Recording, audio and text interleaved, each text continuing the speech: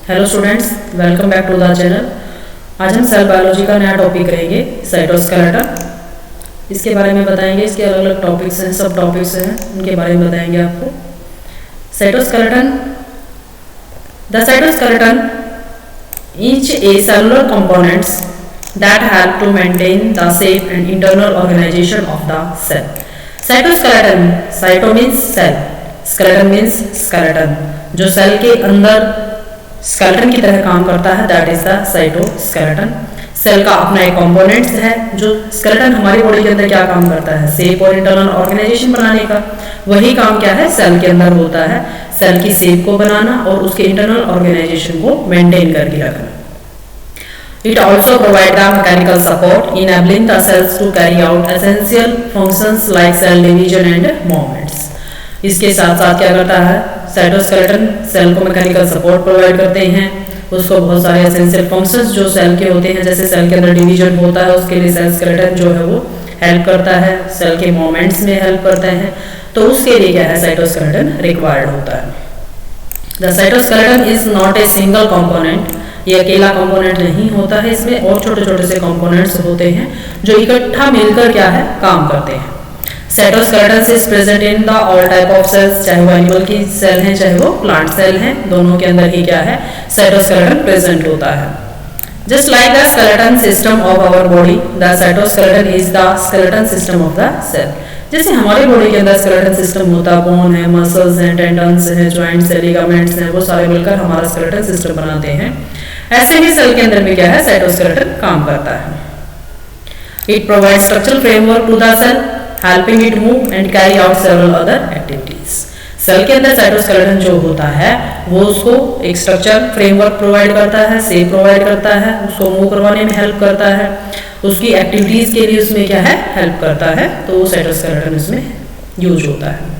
तो साइटोस्केलेटन हम देखते हैं ये प्रेजेंट होते हैं। साइटोस्केलेटन के अलग अलग कंपोनेंट्स क्या है, माइक्रोट्यूब्यूल्स हैं, माइक्रोफिलामेंट्स हैं, इंटरमीडिएट फिलामेंट्स हैं। यहाँ पर जो प्रेजेंट हैं, जो सेल के अंदर न्यूक्लियस के बाहर ये एमटीओसी है, यहाँ पर क्या है माइक्रोट्यूब्यूल प्रेजेंट है। अगर आप इस कंपोनेंट्स को देखते हैं तो यहाँ पर क्या है माइक्रोफिलामेंट्स प्रेजेंट हैं। अगर सेल टू सेल जंक्शंस के बीच में देखते हो तो आप यहाँ पर क्या है इंटरमीडिएट फिलामेंट्स हैं। माइक्रोट्यूब्यूल्स क्या होते हैं, अल्फा ट्यूबुलिन और बीटा ट्यूबुलिन उनके साथ होते हैं, प्लस एंड माइनस एंड होता है, तो इसके बारे में हम आगे पढ़ते हैं क्या होता है। तो सेल स्केलेटन है या फिर साइटोस्केलेटन है, उसके मेनली तीन कंपोनेंट्स है, microtubule, microfilaments and the intermediate filaments. Where is the cytoskeleton located, cytoskeleton present कहाँ पर होता है, located in the cytoplasma of the eukaryotic cell, prokaryotic cell and archaeans extend from the nucleus to the cell membrane. ये सभी sales के अंदर present होता है, चाहे वो प्रोकैरियोटिक सेल है, यूकैरियोटिक सेल्स हैं, आर्कियंस की हैं, सभी के प्लांट सेल हैं, एनिमल सेल हैं, सभी के अंदर प्रेजेंट होता है और न्यूक्लियस से एक्सटेंड कर सेल मेम्ब्रेन तक जाता है। ये सेल है, सेल के अंदर यहाँ पर न्यूक्लियस है, यहाँ से एक्सटेंड करता है और प्लाज्मा मेम्ब्रेन तक पहुँचता है, जिससे सेल की पूरी क्या है मेंटेनेंस या फिर शेप है जो वो मेंटेन होती है। पार्ट्स क्या होते हैं, साइटोस्केलेटन के तीन पार्ट्स हैं, तीनों प्रोटीन के फाइबर्स से मिलकर बनते हैं, माइक्रोफिलामेंट्स हैं, इंटरमीडिएटरी फिलामेंट्स हैं, माइक्रोट्यूब्यूल्स हैं, ये तीनों क्या मिलकर साइटोस्केलेटन कंप्लीट करते हैं। देयर साइज डिस्टिंग्विश देम, उनका जो साइज होता है वो उनको अलग अलग करता है, उनकी शेप साइज डिफरेंट होता है। जैसे माइक्रोट्यूब्यूल्स होते हैं वो ज़्यादा थिकेस्ट होते हैं और माइक्रोफिलामेंट्स जो होते हैं वो थिन होते हैं। माइक्रोफिलामेंट्स के बारे में हम इस वीडियो के अंदर देखेंगे। माइक्रोट्यूब्यूल्स और इंटरमीडिएट फिलामेंट्स के लिए आपको एक सेपरेट वीडियो मिल जाएगी। तो फिलहाल हम माइक्रोफिलामेंट्स के बारे में पढ़ते हैं। Of the three types of the cytoskeleton protein fibres, microfilaments are narrowest with a diameter of the about 7 nanometre. Near about 7 nanometre के पास क्या होता है माइक्रोफिलामेंट की थिकनेस होती है। It is made up of the several intertwined actin monomers resembling A double helix. Monomers मिलते हैं, मोनोमर्स किसके मिलकर बनते हैं, वो एक्टिन के होते हैं और वो क्या है डबल हेलिक्स, इस तरीके से जैसे डीएनए होता है इस तरीके से क्या है वो एक्टिन के मोनोमर्स अरेंजमेंट करते हैं कि वो डबल हेलिक्स के जैसे दिखाई देते हैं। As actin monomers are the principal component of the microfilament. Microfilament के अंदर क्या होते हैं एक्टिन मोनोमर्स प्रेजेंट होते हैं, जिनको हम एक्टिन फिलामेंट्स भी बोलते हैं। जैसे एक्टिन फिलामेंट्स होते हैं, micro filaments also have the directions, उनके पास क्या है डायरेक्शंस होती हैं, एक प्लस एंड होता है और एक माइनस एंड होता है, क्योंकि उनका क्या है जुड़ाव होता है जहां से, उसके अकॉर्डिंग ही क्या है माइक्रो फिलामेंट्स के अंदर प्लस एंड और माइनस एंड दिखाया जाता है, प्रेजेंट होता है, डायरेक्शंस शो करते हैं। Micro filaments provide mechanical support to the cell by forming a band just beneath the cell membrane, ये मैकेनिकल सपोर्ट प्रोवाइड करने का काम करता है, सेल मेम्ब्रेन के जस्ट नीचे की तरफ क्या है कि फॉर्मेशन होती है और सेल को क्या है अरेंजमेंट, जो उसकी स्ट्रक्चर है उसके सपोर्टिंग स्ट्रक्चर जो होती है उसमें हेल्प करता है। और बहुत सारे इसके रोल होते हैं अलग अलग, आगे देखेंगे इनके फंक्शंस के अंदर। Common to the all eukaryotic cells, these filaments are primarily structural in function and are an important component of the cytoskeleton। अगर हम बात करते हैं तो माइक्रोफिलामेंट्स जो होते हैं वो सेल के अंदर मेनली स्ट्रक्चर प्रेजेंट होते हैं साइटोस्केलेटन के अंदर, इसके साथ साथ माइक्रोट्यूब्यूल्स और माइक्रो इंटरमीडिएट फिलामेंट्स भी प्रेजेंट होते हैं। जो माइक्रोफिलामेंट्स होते हैं वो 5 to 9 नैनोमीटर की रेंज का इनका डायमीटर होता है और लार्ज अमाउंट ऑफ टेंशन ये क्या है कैरी कर सकते हैं, फ्लेक्सिबल ज्यादा होते हैं। अब जो माइक्रोफिलामेंट्स है उनके साथ मायोसिन फिलामेंट्स या फिर मायोसिन मिल जाता है, क्योंकि जो माइक्रोफिलामेंट्स है वो एक्टिन से मिलकर बने हैं और आगे जब मायोसिन उनके साथ मिल जाता है तो वो सेल के अंदर जो मूवमेंट्स होते हैं मसल्स के अंदर उसका फंक्शन जो है वो अच्छे से परफॉर्म कर पाते हैं। Microfilaments help to generate the force used to cellular contraction and basis cell movement. तो एक्टिन या फिर माइक्रोफिलामेंट्स मायोसिन के साथ मिलकर सेल को कॉन्ट्रैक्ट और रिलैक्सेशन करवाने का काम करते हैं, सेल के मूवमेंट्स करवाने में हेल्प करते हैं। The filaments also enable a dividing cell to pinch off into two cells and are involved in the amoeboid movement of certain type of cells। Microfilaments myosins के साथ मिलकर पिंच ऑफ हो जाते हैं कि सेल के डिवीजन को आने में हेल्प करते हैं, कि सेल जो है वो डिवाइड करती है, पिंच ऑफ कि एक सेल है इससे आगे जाकर क्या है वो दो सेल्स के अंदर डिवाइड हो रही हैं और सेल के अंदर अमीबॉइड मूवमेंट की इरेगुलर जो मूवमेंट्स होते हैं उनको क्या है माइक्रोफिलामेंट कंप्लीट करवाते हैं। ये देखो माइक्रोफिलामेंट की स्ट्रक्चर, ये जो स्ट्रक्चर्स हैं ये क्या है इस तरीके से इंटरवाइंड होते हैं, डबल हेलिकल स्ट्रक्चर होती है ये। यहाँ पर क्या है फिलामेंटस एक्टिन है जो यहाँ पर इस फिलामेंट्स में प्रेजेंट होते हैं उनको हम एफ एक्टिन या फिर फिलामेंटस एक्टिन बोलते हैं। जो यहाँ पर फ्री एक्टिन प्रेजेंट होते हैं उनको हम ग्लोबुलर एक्टिन बोलते हैं या फिर जी एक्टिन बोलते हैं। ये सिंगली प्रेजेंट है इसलिए इनको मोनोमर सब यूनिट कहा है और यहाँ पर मिल जाते हैं आपस में तो इनको हम पॉलीमराइज्ड एक्टिन माइक्रोफिलामेंट्स बोलते हैं। ये इनकी क्या बेसिक स्ट्रक्चर्स होती हैं। Microfilaments solid role like structure की फॉर्मेशन करते हैं जो एक्टिन से मिलकर बनते हैं। When it is first produced by the cell, actin appear to be globular form। जब ये फर्स्ट टाइम अपीयर होते हैं तो वे ग्लोबुलर शेप के होते हैं जिनको हम जी एक्टिन बोलते हैं। माइक्रोफिलामेंट्स के अंदर जो प्रेजेंट होते हैं उनको हम एक्टिन फिलामेंट्स बोलते हैं और वो लॉन्ग पॉलीमराइज स्ट्रक्चर होती हैं, इंटरवाइंड होती हैं, एक हेलिकल की स्ट्रक्चर फॉर्मेशन करती हैं, creating a filamentous form of the protein. Filament की स्ट्रक्चर और हेलिकल फिलामेंट्स की स्ट्रक्चर फॉर्मेशन करते हैं तब हम उनको एफ एक्टिन अनाउंस करते हैं। All the subunits that compose a microfilaments are connected in such a way that they have the same orientations। Microfilaments अच्छे तरीके से एक दूसरे के अंदर क्या है अरेंजमेंट जो होता है उनका जो कनेक्शंस जो होता है आपस में वो बहुत अच्छे तरीके से होता है जिसकी वजह से उनको एक ओरिएंटेशन होती है, एक वे होता है कि पॉजिटिविटी जिसकी वजह से उनकी पोलैरिटी भी होती है, वो पोलैरिटी डिफाइन होती है।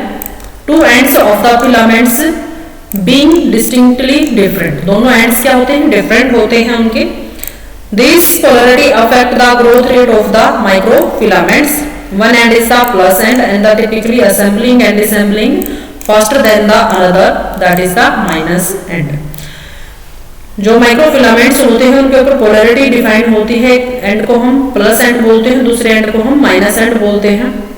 प्लस एंड के ऊपर क्या होते हैं जो एफ एक्टिन्स होते हैं, यहाँ पर ये देखो जी एक्टिन्स जो है वो ज्यादा वहाँ पर क्या है जुड़ते हैं और जो माइनस एंड होता है वो वहाँ पर क्या है जो ग्लोबुलर एक्टिन्स है वो मोनोमर यूनिट्स हैं जो एक्टिन की वो अलग हो जाती है, डिसअसेंबली होती है। यहाँ से असेंबली होती है और यहाँ से डिसअसेंबली होती है। असेंबली वाले एंड को हम पॉजिटिव एंड बोलते हैं और डिसअसेंबली के एंड को हम नेगेटिव एंड्स बोलते हैं। ये इस बात पे डिपेंड करता है कि कितनी असेंबली हो रही है और कितनी डिसअसेंबली हो रही है। तो यहाँ पर क्या है, लो जी एक्टिन कंसंट्रेशन है तो ये स्लो हो रहा है। यहाँ पर हाई जी एक्टिन कंसंट्रेशन होता है तो ये क्या है, यहाँ पर ज्यादा होता है। और यहाँ पर अगर हाई जी एक्टिन है, ग्लोबुलर एक्टिन ज्यादा है तो माइनस एंड के ऊपर से भी क्या है वो असेंबल करना स्टार्ट हो जाते हैं। यहाँ पर कम है ग्लोबुलर एक्टिन तो यहाँ पर क्या होंगे, वो सिर्फ प्लस एंड से ही क्या करेंगे, असेंबल करेंगे इस जो माइक्रोफिलामेंट्स है इसकी स्ट्रक्चर को कंप्लीट करने के लिए। Unlike microtubules, they extend out from the centrosome of the cell. Microfilaments are typically nucleated at the plasma membrane. Microtubules जो होते हैं वो सेंट्रोसोम से निकलते हैं, माइक्रोफिलामेंट्स जो हैं वो न्यूक्लियस से निकलते हैं, न्यूक्लिएटेड होते हैं और प्लाज्मा मेम्ब्रेन की तरफ जो एक्सटेंड हो जाते हैं। Therefore, the periphery of a cell generally contain the highest concentration of the microfilament. इसी यही वजह होती है कि जो पेरिफेरी जो एजेज होते हैं सेल मेम्ब्रेन या फिर प्लाज्मा मेम्ब्रेन के जो सेल के जो एज हैं जिनको हम प्लाज्मा मेम्ब्रेन बोलते हैं, वहां पर क्या होते हैं, माइक्रोफिलामेंट्स की कंसंट्रेशन क्या है, ज्यादा होती है। A number of external factors and a group of special proteins influence the microfilament characteristics, however, and enable them to make rapid change if needed. बहुत सारे से फैक्टर्स होते हैं जो इनकी असेंबली और डिसअसेंबली को इन्फ्लुएंस करते हैं। कोई इन चीजों को बढ़ा देता है, कोई इन चीजों को कम कर देता है, तो वो अफेक्ट करते हैं इनके, उसके थ्रू ही क्या उनके चेंजेस होते रहते हैं। Even if the filaments must be completely disassemble in one origin of the cell and reassemble somewhere else. हो सकता है एक जगह पर ऐसा प्रोटीन प्रेजेंट है जो उनको असेंबल नहीं होने दे रहा है और एक ही सेल के अंदर कोई दूसरा ऐसा रीजन हो सकता है जहां पर उनकी असेंबली क्या है, ज्यादा हो जा रही है। तो वो कुछ फैक्टर्स होते हैं जो इनके असेंबल और डिसअसेंबल को अफेक्ट करते हैं। When found directly beneath the plasma membrane, microfilaments are considered part of the cell cortex. जब वो बिल्कुल प्लाज्मा मेम्ब्रेन के नीचे माइक्रोफिलामेंट्स प्रेजेंट होते हैं तो उनको सेल कॉर्टेक्स रीजन बोलते हैं, which regulate the shape and the movement of the cell surface, जिसकी वजह से सेल के सरफेस पे जो शेप है वो मेंटेन होती है। Consequently, microfilaments play a important role in the development of the various cell surfaces projections like filopodia, lamellipodia and the stereocilia. ये एक्सटेंशन सरफेसेस होते हैं जो सेल के एक्सटेंड पार्ट्स होते हैं, उनको हम अलग अलग जगह पर अलग अलग नाम दिया जाता है, जैसे फिलोपोडिया होता है, लैमेलिपोडिया होता है, स्टीरियोसीलिया होता है। तो उन सरफेस प्रोजेक्शंस के अंदर माइक्रोफिलामेंट्स क्या करते हैं, उनको स्टिफनेस और स्ट्रक्चर स्ट्रॉन्ग जो एक वे होता है उसको शेप प्रोवाइड जो करनी होती है वो माइक्रोफिलामेंट्स के थ्रू होती है। ये देखो, ये है सेल कॉर्टेक्स कि जहाँ पर ये सेल है कंप्लीट, ये इसका न्यूक्लियस है, यहाँ पर जो माइक्रोफिलामेंट्स का रीजन बहुत ज़्यादा प्रेजेंट है तो इसको हम सेल कॉर्टेक्स बोलते हैं। ये माइक्रोफिलामेंट्स हैं, ये एक्सटेंडेड पार्ट्स हैं इसके, जिसको हम फिलोपोडिया बोल रहे हैं। यहाँ पर भी क्या है, एक्टिन के बहुत सारे माइक्रोफिलामेंट्स का नेटवर्क बना हुआ है। तो ये सेल के अंदर जो माइक्रोफिलामेंट्स हैं उनका अरेंजमेंट इस तरीके से होता है। माइक्रोफिलामेंट्स आर रिलेटिवली फ्लेक्सिबल, ये एक सेल के अंदर क्या है, फ्लेक्सिबिलिटी भी शो करते हैं। एक्टिन फिलामेंट्स प्रेजेंट होते हैं जो ज्यादातर ग्लोबुलर रीजन या फिर फिलामेंटस रीजन में प्रेजेंट होते हैं। उनके साथ साथ बहुत सारे एसेसरी प्रोटीन्स भी होते हैं जो उनको इकट्ठा करने में हेल्प करते हैं, बाउंड अप करने में हेल्प करते हैं। The extract structures form that A group of microfilaments assume depends on their primary functions and particular proteins that bind them together. तो उनके साथ साथ बहुत सारे एसेसरी प्रोटीन्स जो होते हैं उनका काम क्या होता है कि उनका जो प्राइमरी फंक्शन है उसको रेगुलेट करके रखना और उनके साथ कुछ और प्रोटीन्स जो है उनको बाउंड करवा के रखना। In the core of the surface protrusions like microspike, microfilaments are organized into tight parallel bundles by bundling proteins membrane. जो सेल का सरफेस है उसके साथ में ही बिल्कुल क्या है ये प्रेजेंट होते हैं और उसकी वजह से क्या होता है, जो सेल सरफेस है वहां पर उनको अरेंजमेंट करवाने के लिए, बंडल का अरेंजमेंट, इस तरीके से जो माइक्रोफिलामेंट्स हैं उनको बंडलर फॉर्म में अरेंजमेंट करवाने के लिए एक प्रोटीन होता है फिब्रिन, जो उनकी हेल्प करता है। Bundle of the filaments are less tightly packed together, तो वो क्या कम, जो पैकिंग है उनके टाइटली पैक नहीं होते हैं। However, when they are bound by the alpha actin और are associated with the fibroblast stress fibers, वो अल्फा एक्टिन प्रोटीन के साथ भी बाइंड कर सकते हैं और फाइब्रोब्लास्ट स्ट्रेस फाइबर्स के साथ भी उनका नेटवर्क है वो फॉर्मेशन हो सकता है। Microfilaments connections created by some cross-linking proteins result in the web-like network or gel form rather than filamentous bundle। हो सकता है कई जगह वो गया है इस तरीके से अरेंजमेंट, बंडल अरेंजमेंट ना हो, वेब लाइक अरेंजमेंट हो सकता है उनका, इस तरीके से कोई एक पार्टिकुलर जो रीजन है वहां पर अलग अलग फंक्शन होते हैं इनके, तो उसी तरीके से क्या इनका अरेंजमेंट होता है और उसी के अकॉर्डिंग क्या प्रोटीन्स वहां पर प्रेजेंट होते हैं। Over the course of evolutionary history of the cell, actin has remained relatively unchanged. जब सेल की हिस्ट्री को देखा गया तो उसमें जो एक्टिन प्रोटीन्स हैं वो अभी तक चेंज नहीं हुए हैं। This along with the fact that all eukaryotic cells have only depend upon the integrity of their actin filaments in order to able to survive the many stress they are faced within their environment, making actin an excellent target for organization seeking to injure cells। जब भी cell stress में आ जाती हैं, eukaryotic cells stress में आती हैं, तो उनको अपने आप को स्ट्रेसफुली एनवायरनमेंट में रहने के लिए एक्टिन प्रोटीन्स की बहुत ज़्यादा रिक्वायरमेंट होती है और इंजर्ड सेल्स को रिकवर करने में भी क्या है एक्टिन प्रोटीन्स की ज़्यादा रिक्वायरमेंट होती है, उसके ऊपर वो फंक्शन करते हैं। तो इसीलिए क्या है एक्टिन अभी तक चेंज नहीं हुआ है। Accordingly, many plants which are unable to physically avoid predator that might want to eat them or harm them in some other way produce toxins that affect cellular actin and microfilaments as a defensive mechanism। बहुत सारे plants क्या करते हैं, predator से बचने के लिए, अपने प्लांट्स को बचाने के लिए वो क्या करते हैं, जो माइक्रोफिलामेंट्स होते हैं उनके अंदर एक्सटेंशंस प्रेजेंट कर देते हैं और वहां से टॉक्सिन्स का प्रोडक्शन स्टार्ट होता है, जिसकी वजह से जो प्लांट सेल हैं वो बच जाती हैं, कोई ऑर्गेनिज्म उनको किल नहीं कर पाता है। डेड कैट मशरूम्स जो है उसके अंदर यही होता है, वो क्या करते हैं, produce a substance called the pheronian that binds and stabilize the actin filaments which can be fatal to the cell. वो दूसरे की सेल के अंदर जब जाएंगे तो वहां पर जो एक्टिन फिलामेंट्स है, ये फेरोनियन जो प्रोड्यूस हुआ है डेड कैट मशरूम से, जब दूसरे की सेल के अंदर जाएगा तो वहां पर एक्टिन फिलामेंट्स जो हैं उनको साथ बाइंड कर जाएगा, उसको डिसअसेंबल कर देगा और जिसकी वजह से वो सेल क्या है फंक्शन नहीं कर पाएगी, उसकी स्ट्रक्चर मेंटेन नहीं रह पाएगी और जिसकी वजह से उस सेल की क्या है फेटल हो जाएगी, डेथ हो जाएगी। तो इस तरीके से टॉक्सिन्स क्या करते हैं, टॉक्सिन्स का टारगेट भी क्या हो जाता है, एक्टिन फिलामेंट्स हो जाते हैं सेल के अंदर, जिसकी वजह से वो अपने आप को चेंज कर पाते हैं।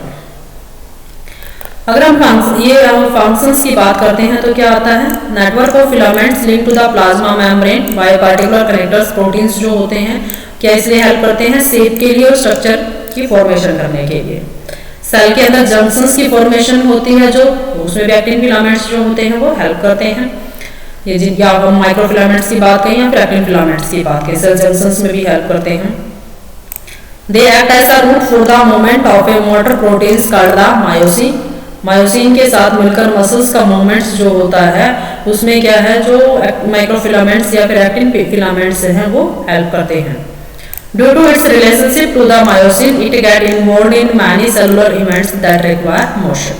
मोटिलिटी के अंदर सेल का मूवमेंट्स है, सेल के अंदर मूवमेंट्स जो हो रहे हैं उसको हेल्प करने के लिए मायोसिन और एक्टिन फिलामेंट्स का बॉन्डिंग जो है वो बहुत ज़्यादा रिक्वायर्ड होती है।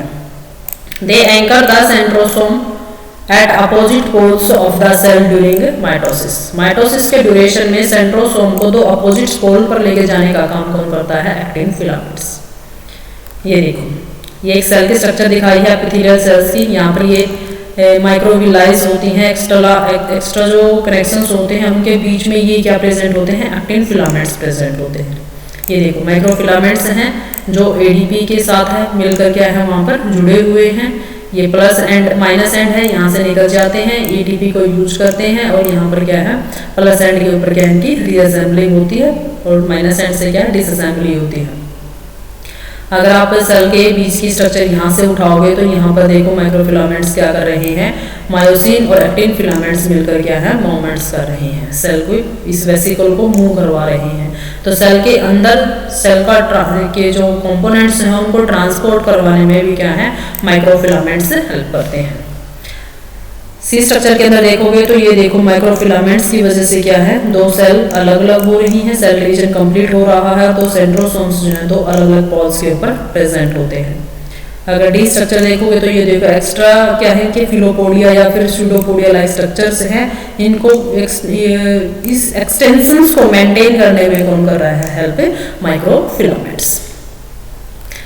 तो ये इसकी स्ट्रक्चर्स हैं। तो यहाँ पर हम देखते हैं इनके बीच में कि किस तरीके से माइक्रोफिलामेंट्स सेल को डिवाइड करवा रहे हैं। साइटोकाइन्स जो होते हैं, साइटोकाइनेसिस मतलब सेल के अंदर जो साइटोप्लाज्मा है वो सेपरेट आउट हो रहा है, तो माइक्रोफिलामेंट्स देखो यहाँ पर प्रेजेंट है। Microfilament ring contract pinching in the cell a waist. यहाँ पर क्या इस तरीके से साइटोस्केलेटन ये जो माइक्रोफिलामेंट्स इस तरीके से अरेंजमेंट कर लेते हैं जिसकी वजह से जो सेल साइटोप्लाज्मा है वो इक्वली डिवाइड हो जाता है और ये सेल भी क्या है एक दूसरे से आगे जाकर अलग अलग हो जाती हैं। तो इसको कंप्लीट करवाने में कौन हेल्प करता है माइक्रोफिलामेंट्स।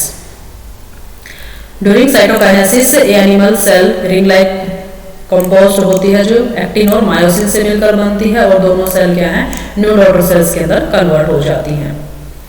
मसल सेल्स की अगर हम बात करते हैं तो एक्टिन और मायोसिन एक दूसरे के साथ क्या ओवरलैप करते हैं जिससे सार्कोमियर की फॉर्मेशन होती है और वो सार्कोमियर क्या होती है मसल्स को कॉन्ट्रैक्ट और रिलैक्सेशन करवाने में हेल्प करती है, मसल्स के मूवमेंट्स में हेल्प करती है।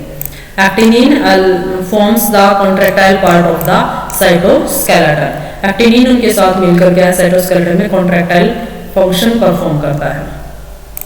Microfilament also serve as highway inside the cell to transport the several cargoes. बहुत सारे प्रोटीन्स का मूवमेंट्स है जो ट्रांसपोर्ट है वो माइक्रोफिलामेंट्स के थ्रू होता है विद इन द सेल।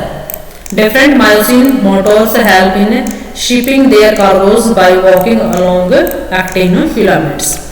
बहुत सारे और भी प्रोटीन्स होते हैं सेल के प्रोटीन्स जिस जो एक्टिन फिलामेंट्स के थ्रू हो या फिर मोटर प्रोटीन्स है जो मायोसिन है उसके थ्रू क्या है सेल के अंदर मूवमेंट्स करते रहते हैं। ये एक छोटी सी यूनिट दिखा रखी है सार्कोमियर्स की। यहाँ पर एक्टिन फिलामेंट्स और मायोसिन फिलामेंट्स मिलकर क्या है सेल की जो मसल्स की जो स्ट्रक्चर है उसको फॉर्मेशन कर रहे हैं और मसल्स का कॉन्ट्रैक्शन या रिलैक्सेशन जो है वो एक्टिन और मायोसिन फिलामेंट्स के थ्रू क्या है होता है। सेकंड देखो अमीबॉइड मूवमेंट, सेल के अंदर जो साइटोप्लाज्मा का मूवमेंट होता है वो क्या है कॉन्ट्रैक्टाइल जो हमारे माइक्रोफिलामेंट्स हैं उनके थ्रू होता है। ये देखो एक्सटेंड स्यूडोपोडियम और इस स्यूडोपोडियम को कौन मेंटेन करके रखता है microfilaments.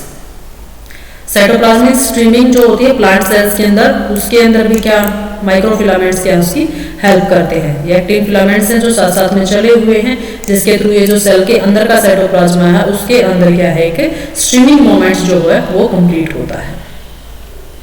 These filaments play an essential role in the cell motility through the lamellopodia, filopodia and the pseudopodia।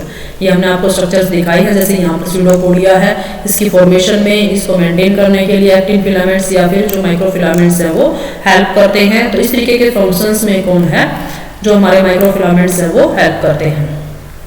For example the crowding of the blood cells diapedesis to reach the injured cell. जो cells होती हैं blood cells के अंदर जो हमारी WBC होती हैं वो जो कैपिलरीज हैं उनसे बाहर आकर जो हमारी इंजर्ड साइट है वहाँ पर पहुँच जाती हैं, उस प्रोसेस को हम डायपरेसिस बोलते हैं। इसकी फॉर्मेशन इसके लिए भी कौन है माइक्रोफिलामेंट्स जो है वो हेल्प करते हैं।